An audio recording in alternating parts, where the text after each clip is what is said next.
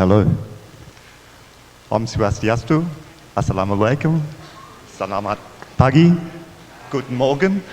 Good morning, everyone. It's great to see everyone here again this morning. It gives me great pleasure this morning to have the opportunity to welcome our next keynote speaker, Andreas Schleicher. Andreas is Director for Education Skills and Special Advisor on Education Policy to the Secretary General at the Organisation for Economic Cooperation and Development, the OECD. Andreas initiated and oversees the Program for International Student Assessment, that you know as PISA, and other international instruments like the OECD Teaching and Learning International Survey, which we know as TALIS, the Survey for Adult Skills, which we know as PIAC, and all of which create a global platform for policymakers, researchers and educators to innovate and transform educational policies and practices.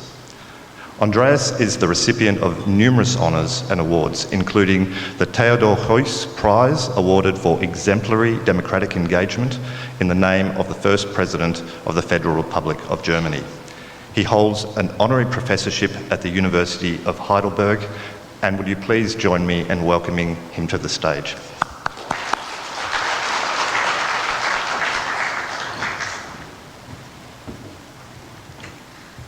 Assalamu alaikum and selamat pagi.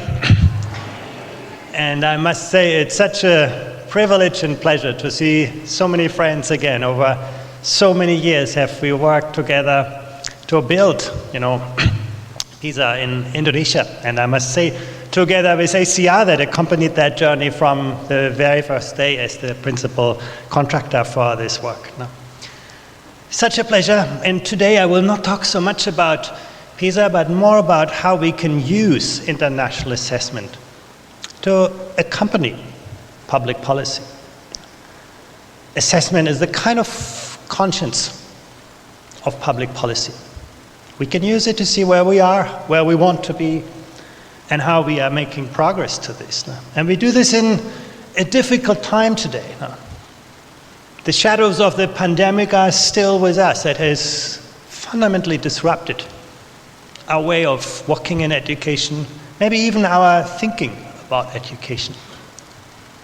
But the future will always surprise us. Climate change is going to disrupt our lives a lot more than this pandemic. And artificial intelligence puts to the test a lot of the ideas that we have about education. We know how to educate second-class robots. People are very good at repeating what we told them. But what's going to make us human in a world in which the kind of things that are easy to teach, easy to test, have become easy to digitize, to automate?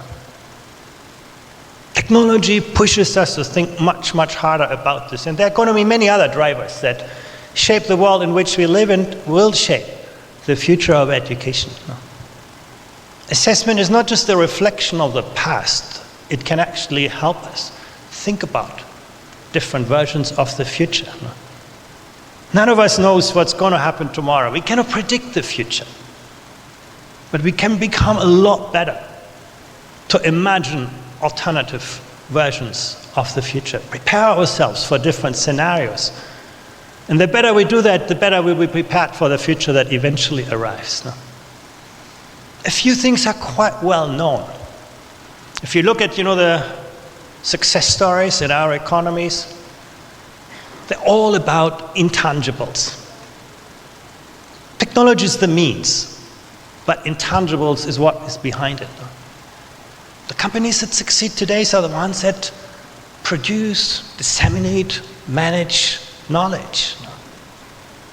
If you look at the traditional Fortune 500 stories, they still exist, but they're no longer shaping our future, our economies.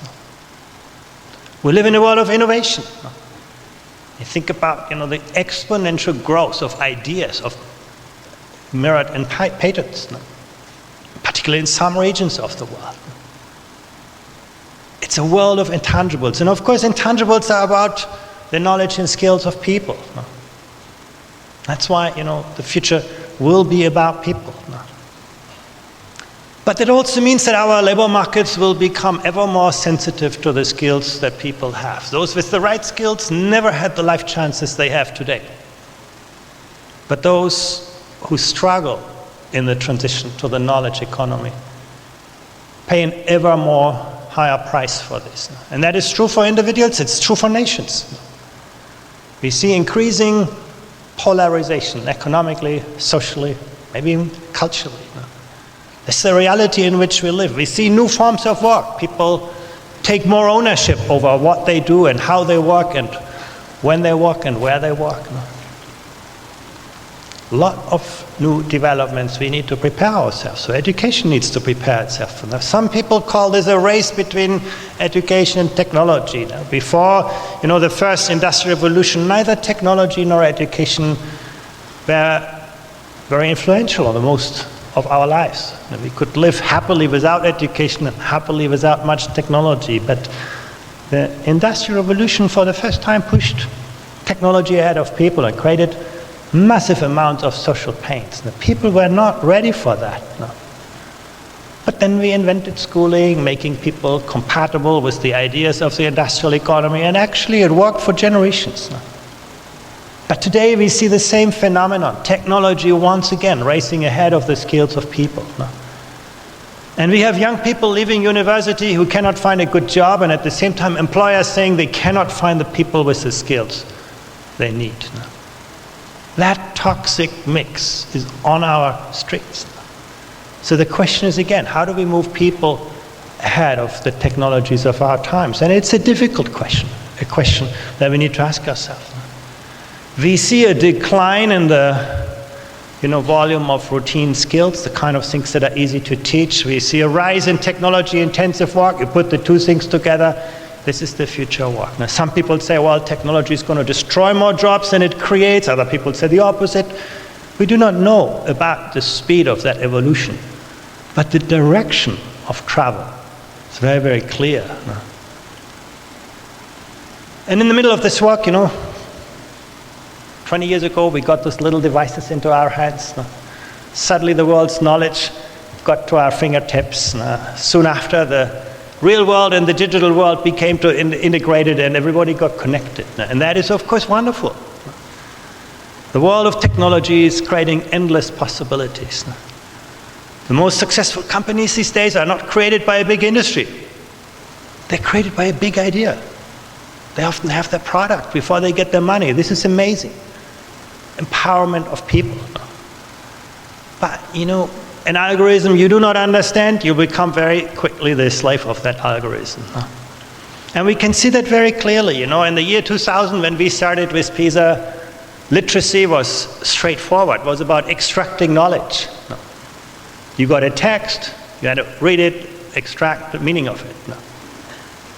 And you didn't know the answer to a question, you could look it up in an encyclopedia, you could trust that answer to be true.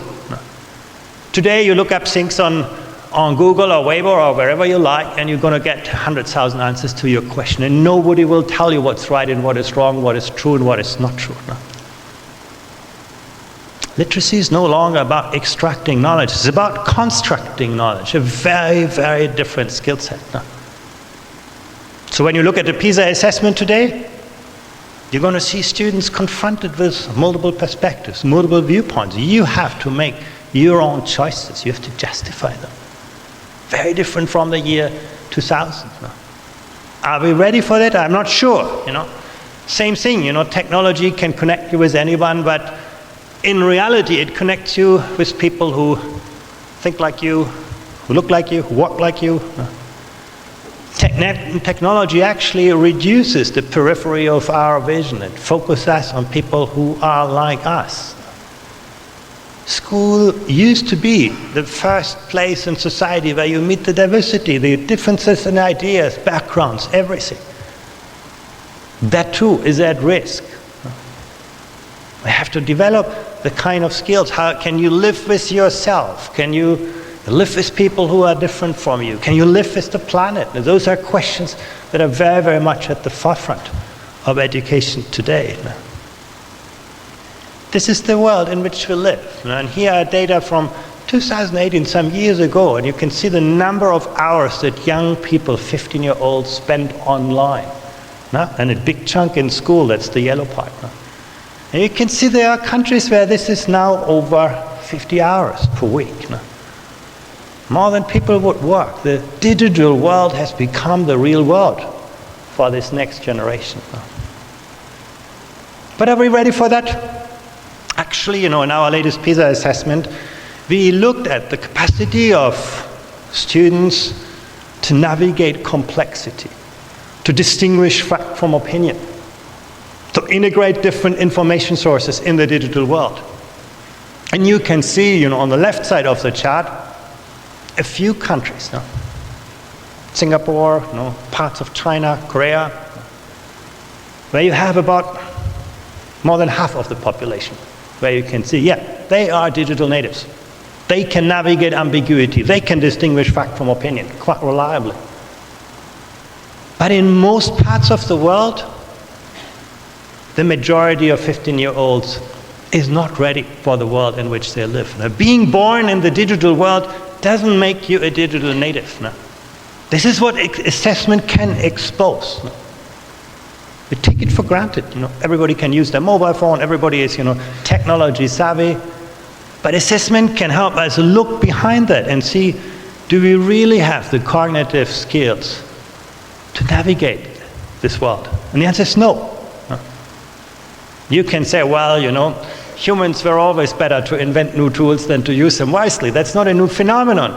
But actually today, it has real life consequences. You make purchasing decisions. What you read on the internet can change your life. Social media can deeply impact, your reputation, everything. So important to see where we are, in a comparative perspective. So this is the world in which we live. So what can assessment actually tell us about this? Well, I first want to start with, there are a lot of ideas in education that assessment, can reflect on. The first is, many people, when they look at the results of PISA, say, it's all a story of poverty. Countries and individuals from disadvantaged background perform worse than countries and students from a privileged context. And to some extent, that's what the data show you. This is a picture from Brazil. Every dot is one school that was assessed in PISA. The gray dots are the public schools, the blue dots are the private schools, the big dots are the big schools, the small dots are the small schools. Very simple. Now on the vertical axis, you have the school score on the PISA assessment, and on the horizontal axis, you get an image of the social background of schools.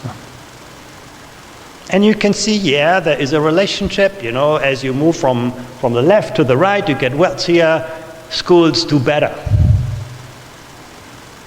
You can also see nicely in Brazil, the wealthy parents have bought themselves out of the system. On the right side, they're all in private schools.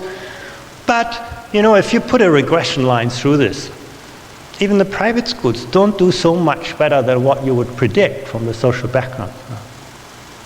What's also interesting, not every school follows that straight line. There are actually some exceptions. Some schools actually do much better than what you predict from their social background. And other schools in wealthy neighborhoods just do so-so.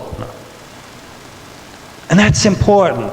Assessment tells us actually, poverty is a huge influence. But it's not everything. There's some schools that are very successful in breaking the trend and becoming successful. Still, when you look at this in a national perspective, many people would say, well, you see, Brazil is a poor country, we cannot do better. Well, look at this picture and compare it with Vietnam. The schools in Vietnam are actually even more to the left side than the schools in Brazil, which means actually poverty is much more prevalent in Vietnam than it is in Brazil. But the dots are a lot higher. In similar conditions, Vietnamese schools perform much, much better than Brazilian schools. Well, if you sort of want to see this next to each other, you can just put them next to each other and you can see the picture very clearly. You cannot explain that performance difference between Vietnam and Brazil with the social or cultural context of two countries. And this is where this thing becomes interesting for public policy. How was Vietnam so successful to build excellent schools in the most disadvantaged neighborhoods, to attract the most talented teachers into the most challenging areas? This is where peer learning starts.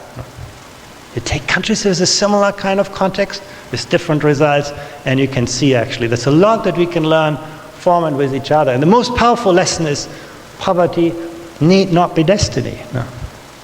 And actually you can see that across countries. This chart is so much more interesting than the ranking of countries on the PISA slides. Here I show you the performance of students by decile of social background. So we are comparing apples with apples and oranges with oranges. And suddenly you can see, for example, the 10% most disadvantaged students in the 4 Chinese regions that took part in the PISA assessment perform better than the students from the 10% wealthiest backgrounds in many, many other countries. You compare apples and apples and orange, you can see actually we're not coming out in similar ways. Huge variability in the performance of countries. Some people say, yeah, this is about resources. But actually our data show disadvantaged schools often have smaller class sizes, which looks great. You are in a disadvantaged school, on average across countries, you get more of a teaching resource. And that's the superficial picture that policymakers often present. We are going to give those kids better resources. But often they just talk about more resources. When you look at the quality of teachers, it goes actually the other way around. The PISA assessment shows very clearly that if you are in a disadvantaged school, you are much more likely to get a teacher who is less qualified.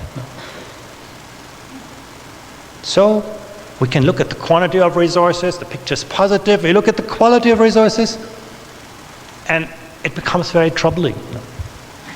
Once again, assessment can help us see those kinds of differences.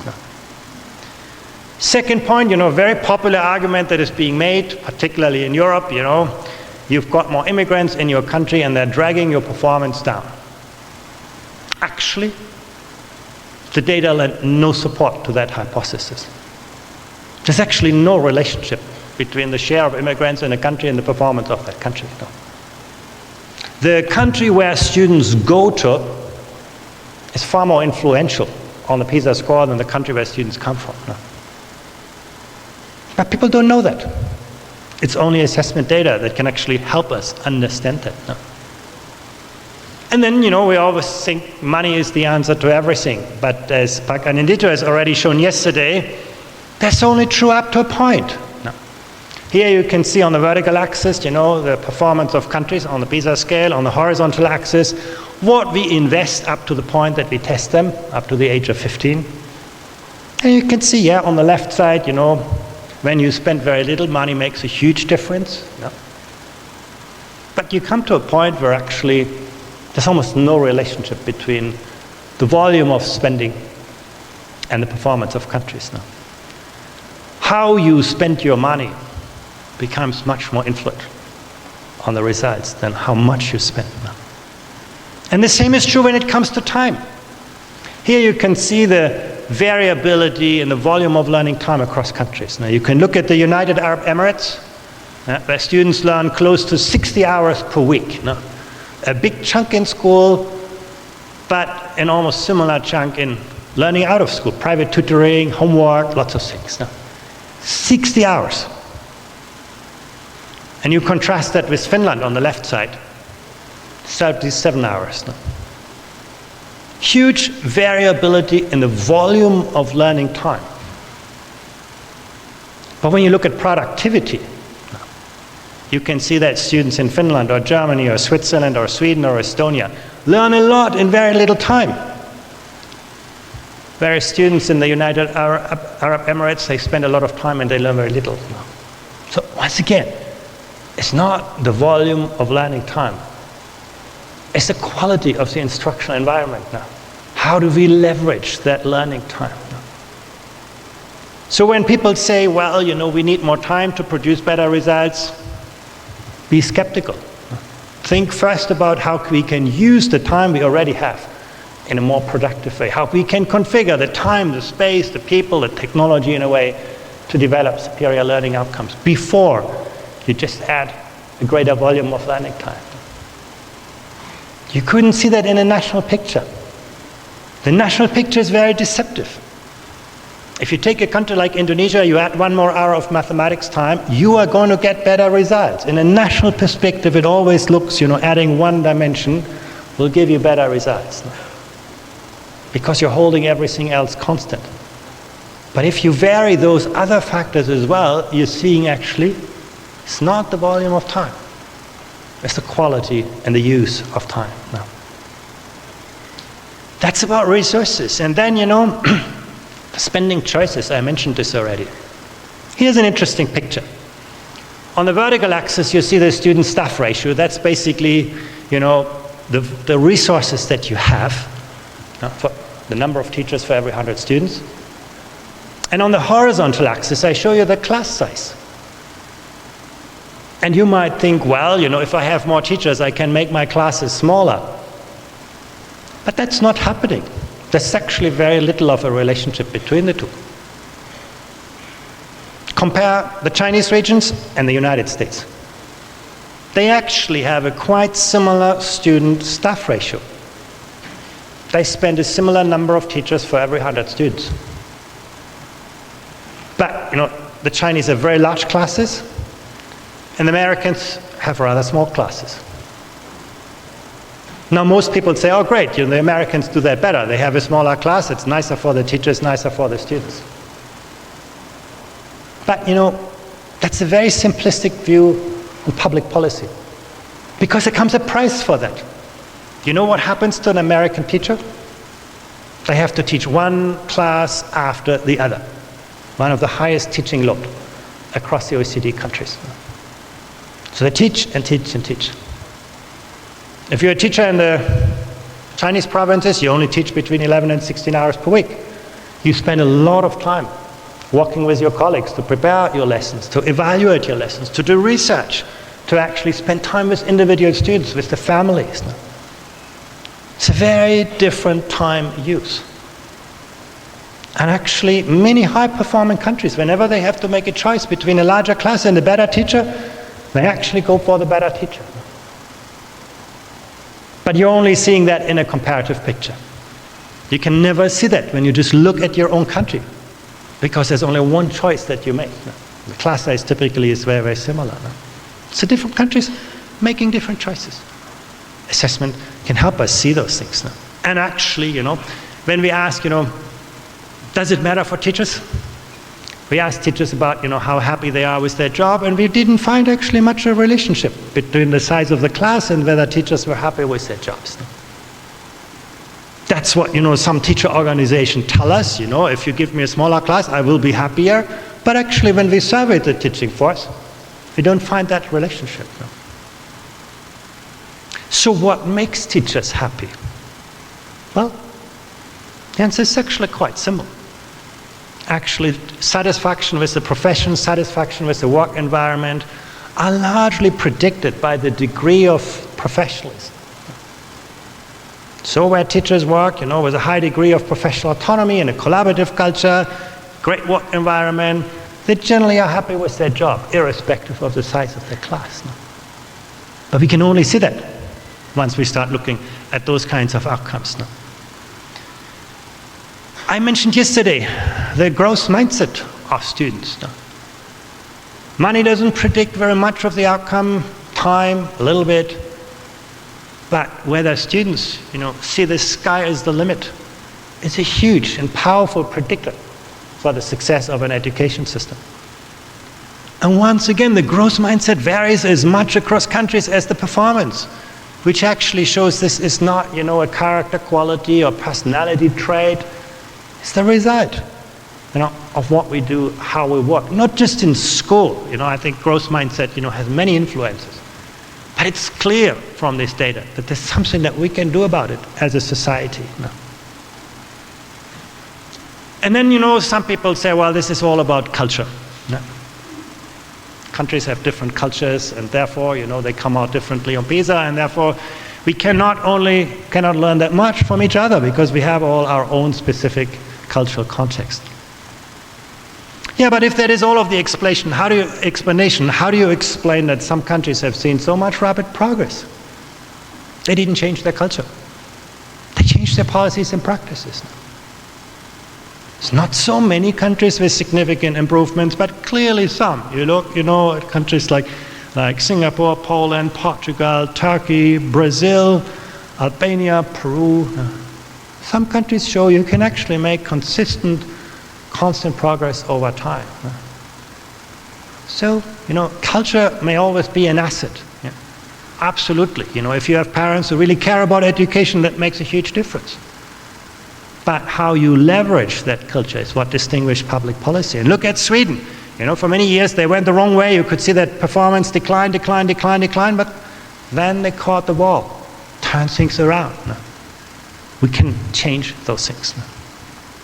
So that's really very, very important. And that gets you finally to the list that you then see in the newspaper. They all have a history. These performance league tables do not drop from the sky. They have a clear history, but this is where they come from. So let's look at this the other way around. What makes school systems perform? Well, the first question to answer is really, what's the role of education in your society? Once again, Vietnamese, Japanese, Chinese parents, they're going to invest their last resources in the future of their country, which is the education of their children. That makes a difference. The readiness of society to put education first. In Europe, we have already spent the money of our children for our own consumption. We put ourselves heavily in debt. Tells you a story. Does education come first, the future or the present? Consumption? No.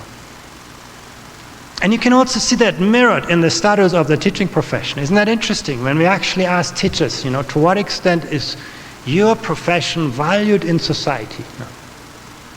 You can see countries like Singapore, Korea, Finland, where the status of the teaching profession is very high, sometimes despite low pay. Finland doesn't pay its teachers very well, but they get 7 to 8 applicants for every teaching post because it's such an amazing job. The country where I live, France, comes out last. Only 5% of teachers see their profession valued by society. And again, it tells you a lot, what is the status of the teaching profession? That tells you something about the status of education in your society. And actually, it matters in terms of PISA results. You can, put this together with the share of high-performing students in a country, and you can see, in countries where the status of the teaching profession is high, actually, performance on PISA tends to be better. Not surprisingly, if the status of the profession is high, probably the best and brightest want to become teachers. You're going to be educated by those people. Or the other way around, if strong people go into the profession, people will look positively to them, the status is high. But you can see there is a correlation between that. So that's the first thing. What value do we as a society place on education? How do we make choices between the present and the future? Second part is the belief that every student can learn. We talked about that yesterday already. Hugely influential. When you look at the highest performing education systems, they have moved from equality, treating every student in exactly the same way. Jeff Master spoke about this as well, to equity, basically ensuring that students get the support they need, and ultimately to fairness. It is about removing the barriers to performance. That it no longer, that the education system becomes, embracing the individual differences, that teachers understand how different students learn differently. That trajectory is very clearly visible in high-performing education system. Moving from, everybody in the same way towards an education system that responds to the different needs of different students. And you can see that mirrored in school performance. The yellow segment of the bar tells you something about the variability in school performance. In Finland, you find 6-7% of the performance variation in the country lying between schools. Every school succeeds. As a parent, you don't worry where you put your child. Whatever school you choose, you get a very strong performance. Look at Israel. Variability in school performance is huge. Whatever school you choose for your child, determines the future. That's why parents get so nervous, so anxious about the school they choose. But I think the results show us clearly that the closest school can always become the best school. If the education system is very, very good to moderate inequality between the schools. How do we align resources with needs? On this chart, you want to be in the green area where actually, the most talented teachers teach the most disadvantaged students, where the best resources arrive in the schools that need the most. But what you can see very clearly is that most countries are deeply in the red. The reality is if you come from a poor background, you're also going to get the worst teacher and the less quality education resources. No? That's inequitable. It's also extremely inefficient. No? If you come from a privileged background, you always find open doors in life. There will always be a future for you. If you come from a disadvantaged background, you just have one single card to play in your life, and that is find a great teacher and a great school. You miss that boat, life doesn't give you many second chances. No? At least not in statistical forms. There are always exceptions, but the patterns are very, very clear. No? That's why aligning resources with needs early on in the school is so important. Another lesson from high-performing education systems. And actually, there's no magic behind it. You have in many high-performing education systems very clear policies behind it. The career paths of teachers are linked to the background of the students they teach. If you are a vice principal in a high-performing school and one day you say, I want to become the school principal, then the system will tell you, well, first help us turn around one of the lower performing schools. If you want to advance in your teaching career, teach students from the most disadvantaged backgrounds. Countries like Vietnam, China, Singapore have become very, very good at doing this.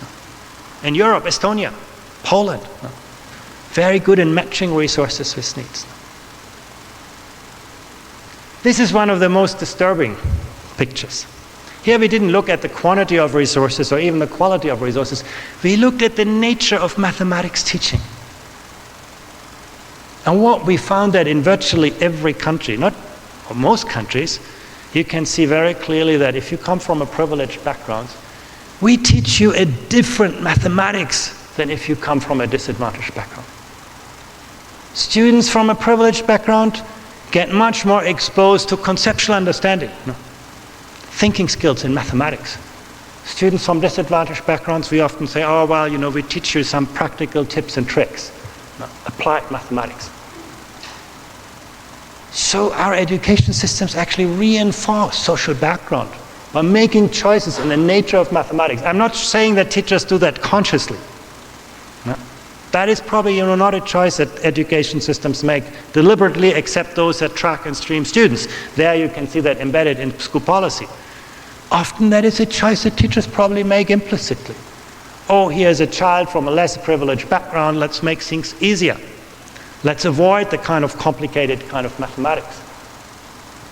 But it's devastating, because that is what entrenches social background in outcomes. And again, teachers will not normally see that. It's only through evaluation and assessment that we can make those consequences visible and tangible, and therefore help to address them. To summarize this, high-performing education systems are characterized by rigor, cognitive demand. They're basically constantly challenging students with difficult questions. Focus, they teach fewer things at greater depths. It's one of the biggest secrets of success in PISA. Teaching fewer things at greater depths, focusing on, helping you to think like a mathematician rather than, teaching and training you equations and formulas. Helping you to think like a scientist, think like a philosopher rather than, just teaching you names and places. And coherence, making learning progressions meaningful. Remaining true to the disciplines. High-performing systems do not mix up subjects, which is becoming very popular these days. They actually are very clear about the nature of the disciplines, but then they teach students to think across the boundaries of those disciplines. They give them project-based environments, where students have to sort of look at different facets of this. They take a good balance between knowledge of the disciplines and knowledge about the disciplines. What does it mean to think like an historian? History is not about names and places. It's about understanding how the narrative of a society has emerged, how it developed, how it advanced, and sometimes how it unravels when the context changes. Can you manage that kind of thinking? Learning environments that are authentic, project-based, problem-based. Typical feature of high-performing education systems. And then, remember that many important things in education are caught, not taught. They're actually, experienced by students, not explicitly said to them. And that brings me to the teacher professionalism. When we looked at that through our international assessments, we find, teacher knowledge is one key to this, the knowledge about your subject, the knowledge about your students, the knowledge about how different students learn that subject. Teacher professional autonomy and the collaborative culture. In fact, one of the things that we saw when we looked at the collaborative culture across countries, we can see, yes, there's a lot of superficial collaboration in many education systems. But when you go to the kind of deep professional collaboration that really matters, it's quite rare. Team teaching, collaborative professional development, joint kind of classes, classroom observation. Some countries have a strong tradition in this. I put the Chinese regions in here. That's very normal for you. Japan. Some countries have a strong tradition in classroom observation and deep professional collaboration. But most countries, teacher collaboration is quite superficial. Why does it matter? Because again, the data show the more teachers teach jointly as a team, the more they observe other teachers' classes, the more they engage in joint activities, the more they take part in collaborative professional development, the greater their sense of self-efficacy. Self-efficacy is not a guarantee for effectiveness, but it's certainly a necessary kind of predictor of that. Very, very important. And then finally, aligning incentives. Indonesia is currently going through an amazing, wide-ranging set of reforms. How do you bring people along to this journey? When we survey teachers, if you're more innovative in your teaching, are you going to be recognized for this? Will the system appreciate a greater sense of innovation? A quarter of the teachers say yeah, 3/4 say not really. If you cannot change that perception in the teaching profession that innovation is something that is appreciated by the system, probably too few people will actually venture out of their safe spaces to take on risks, which always means to be more innovative. So that's very, very important. And then, ultimately, reform is about taking that courage. And let me conclude my presentation with just, a few reflections on making change happen. It's easy to talk about it. It's very, very hard to put that into practice. Why is education reform so difficult? Well, because the status quo has many protectors. And honestly, we as parents are often part of the problem, not part of the solution. We get very anxious when our children no longer learn what was important to us, or when they start to learn things we no longer understand. We're pushing back to innovation. Teachers often teach more like they were taught than how they were taught to teach. It's much more comfortable to do that. And as a policymaker, you can lose an election over education when something goes wrong. You rarely win an election over education because it just takes so much time to translate better ideas into better outcomes. And that means, we often don't try very hard. It is very, very difficult. That's why you find few education systems that take that courage to actually build a long trajectory. Second lesson is, the kind of things that we always talk about. Money, class sizes, teacher salaries, curriculum. They are just, the very small tip of a huge, huge iceberg. They are the kind of 10% that you can see, and that's why we talk about it. 90% lies under the waterline, and that is about the beliefs, the ideas, the fears of people in the system. Teachers included, students included, parents included. And we don't have many good tools to see those things and to address them. Because again, our assessment and evaluation systems also just focus on this, top 10%. We need better tools to understand the motivations, the fears, the ideas of people so that we can actually incorporate them. That's what, when I talk about our Thales survey, that's what this is about, making teachers visible in the system. How many times do we actually ask teachers about things that actually affect their professionalism rather than just, their working conditions or things like this? That's very, very important. Building a better understanding of really the system. And then, where you do not engage practitioners in the design of change, they're not going to help you with implementation. That's, the one thing that you can take from every country that has failed in reforms. You do not incorporate those who are affected by the change in the design of policy. And by the way, students too. We talk about student voice, but if you ask yourself, to what extent do we really care about, the way that students see that learning process? How do we model that in curriculum design, curriculum implementation? It's quite rare that we have, a systematic appreciation of this. But it's pretty clear if we don't, we're unlikely to succeed. Setting the direction. Setting long-term goals in education. Education are these big tankers. If you want to move them, you have to look very, very far into the future. We have the tools to do that. The future of work, the drivers of the future, technology, globalization, technological change. We can understand this. We can actually design a long-term future for education, but only when we do will we have a chance to make the short-term decisions to change things positively. Once again, if you look at the successful reform experiences over the last 20 years, at the beginning, there was often a very clear perspective of what is the education that we want for our future, for our country. And then, take into account the time realities of different stakeholders. Different people in the system have a very different perspective on timing. If you have a child, second last year of schooling and someone talks about changing the exam systems, well, you're going to get very, very nervous about that.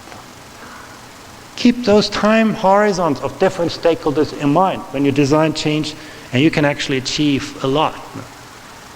And my last point really, and that's, of course what all PISA is about, is, always look upward. When you look at the most successful education systems, they don't, give themselves many excuses.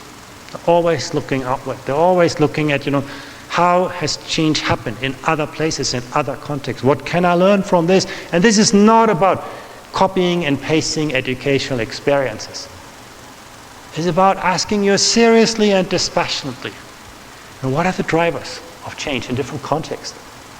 And how can I configure those drivers in my own country, in my own school, in my own context? If you go to your neighboring country, Singapore, today, you ask yourself, what did they actually invent in the field of public policy?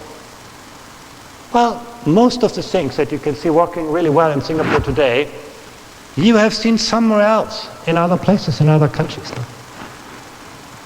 They didn't invent that much in education. They didn't spend that much on educational research and innovation. But they have been very, very good in observing, what works in what places and how can we configure that in our own context. And that is really what the world is about. Education doesn't allow you to do many experiments. People are very nervous about making experiments with their own child. And everybody is supportive, in support of reform, but not for their own children.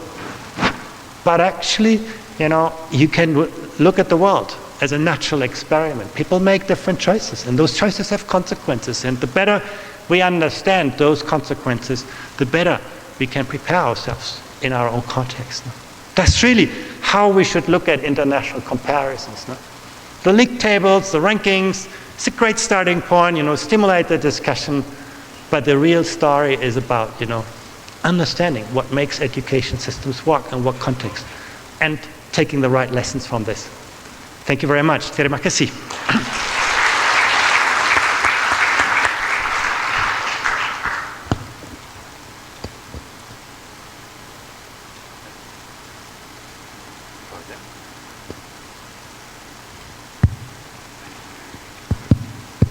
It's working, thank you. Thank you so much, Andreas, for a fantastic talk. We have 15 minutes and we're going to take some questions from the floor. So if you could please raise your hand and we'll get some microphones to you. And whilst we're doing that, I'm going to take the privilege of the moderator and ask the first question.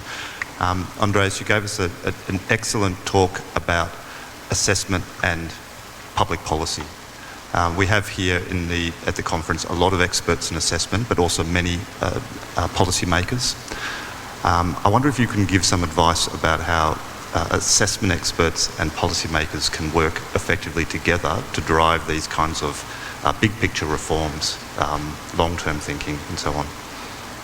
Yeah, I think it's a very, very good point, and I actually think Indonesia is quite a good example. Many of the people who used to be in the field of evaluation and assessment actually are now quite influential in the public policy space here. And I do think, if we work in assessment, we should take the time to explain and educate public policy. Often we put out a report with great data, we publish this, and that we think that's the end of our story. That's the beginning of the story. Really, I believe, we can do better as scientists to help public policy understand, the implications of the data and actually the long-term kind of choices that are involved, and vice versa. You'd hope from public policy actually that when they, talk about evidence-based policy, that they're really genuine and serious about it, that they're also, willing to confront themselves with evidence that may not be in support of, some of their choices. But I do think, the more interaction we can create between the policy world and the nature of the evidence, I think the better a chance we have to guide policy. Thank you. We have a question. Who has the microphone, please? If you could stand and let us know your name and where you are from. Thank you, sir. Over here.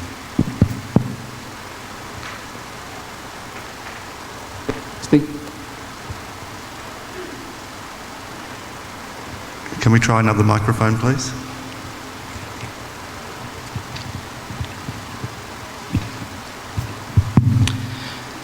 Testing. Okay. Thank you very much for the opportunity, for the moderator, and for a very interesting and intriguing presentation from Mr. Andreas. Mr. Andreas, I just would like to thank you personally for not talking much about PISA, but talking more about teachers' participation in your presentation. One point that I just would like to address: how you would like to recommend our leaders in terms of policy making to address that actually building culture is more important first as the first stage, rather than focusing on how you build good, perfect instrument of self-assessment. Thank you. Yeah, I think you hit really the most central point. Improvement is not about initiatives and policies, it's always about culture. And we should, look at culture not as something that is inherited from the context or the past, but at culture as something that we create. How do you make, interesting ideas good practice, and how can good practice become an embedded culture? Really, that I think is the question of transformation. I do think, again, Indonesia is a very, very good example. If you look at your current education reform, this is about it changing the culture of what we value in education, a culture of, how we approach different students from different contexts. How do we move from a culture that has used to be punitive to a culture that is supportive? And I do think that is the central point. If you cannot, legislate that. You cannot, embed that in administrative strictures. It is about, changing belief systems. It's about changing practices, and that is a long journey. And how does this happen? Well, the key to this is strong teacher professionalism and strong teacher professional collaboration. Now, the moment you see that culture emerging in other classrooms, it gives you confidence that you can actually do that. So when you talk about leadership, leaders who are really, really good to build that culture of collaboration in their school will also sort of be the ones who will, enhance real change and lasting change in practice. And I know this is a dilemma. Many people say, you cannot give teachers greater professional autonomy because they're not used to do this and they're not, don't have the capacity to do this. And I know that is sort of a chicken and egg problem, but the one thing is sure, if you only train people to warm up hamburgers, they're never going to become a master chef. If you want to, enable, teacher professionalism, you have to create the space for that. And that's, what leadership is really about. Thank you. Do we have another question over here? Perhaps here? Yeah, thank you. Okay, thank you very much for the opportunity and for also to Mr. Andreas for your great explanation. My name is Teti. I came from the business industry, digital and telecommunication industry, but I also have interested in education and also people development. So I came from the business background actually. But now I'm asking to you as a parents. As a parents, I also have a son, and I want to ask to you about your research. Do you have any also evidence or any descriptive explanation about the performance of the children with the special needs or disabilities? You have so many evidence, but do you have also the descriptive explanation maybe what the performance for the children with the special needs in the assessment?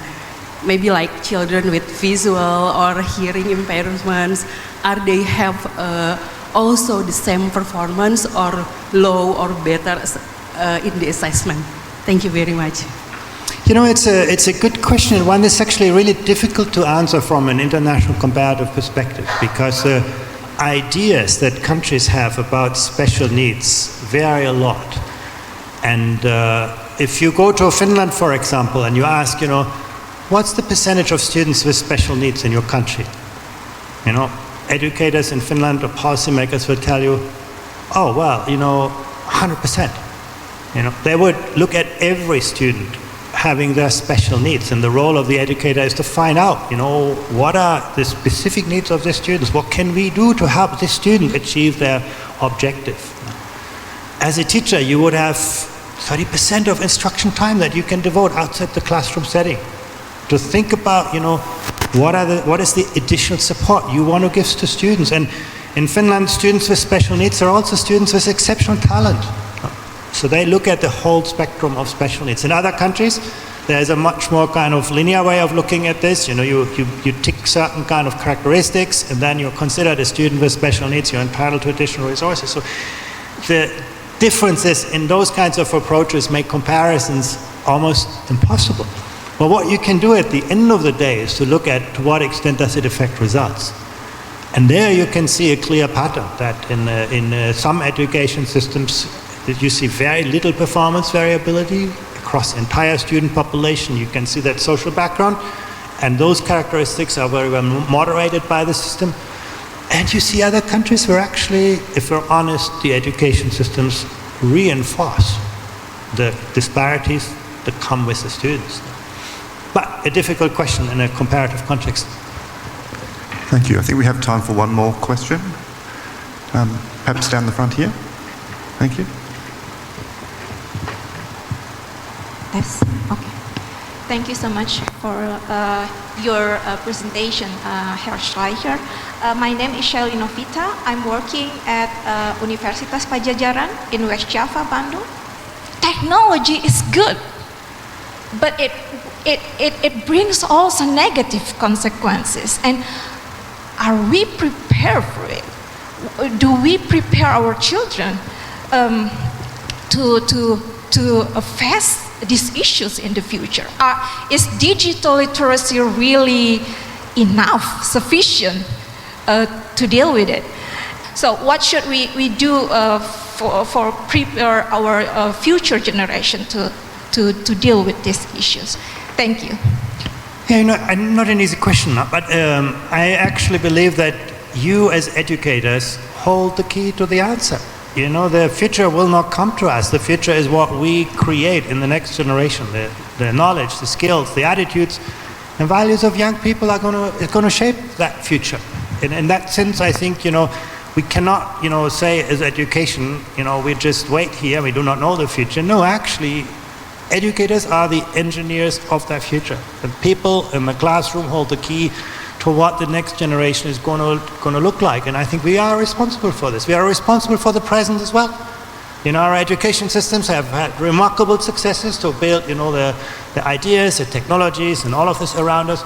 But they have also left us with a range of fundamental disconnects. The disconnect between the infinite growth imperative and the finite resources of our planet, between what we call the GDP of our countries and the well-being of people, between what is technologically possible and what are the social needs of people. This is also a product of our education. So if we want to create a different world, we have probably to create a different education system. So I do believe education really holds the key. Should we be afraid of artificial intelligence? I'm not sure. Artificial intelligence is not a magic power. It's just an extraordinary amplifier, an amazing accelerator. It's going to amplify good ideas and good practice in the same way it amplifies bad ideas and bad practice. Meaning, we have to educate people better to make those choices, to think about, what is right and what is wrong, what is good and what is not good. The question of values will become more central in education in the world of artificial intelligence. But I think, the one group that should be optimistic about this is educators, because they hold the key to what, the knowledge, the skills, the attitudes and values are that we will see in tomorrow's world. A wonderful place to finish. Thank you so much, Andreas Schleicher, for your presentation and speaking with us this morning. Would you please join with me to thank Andreas?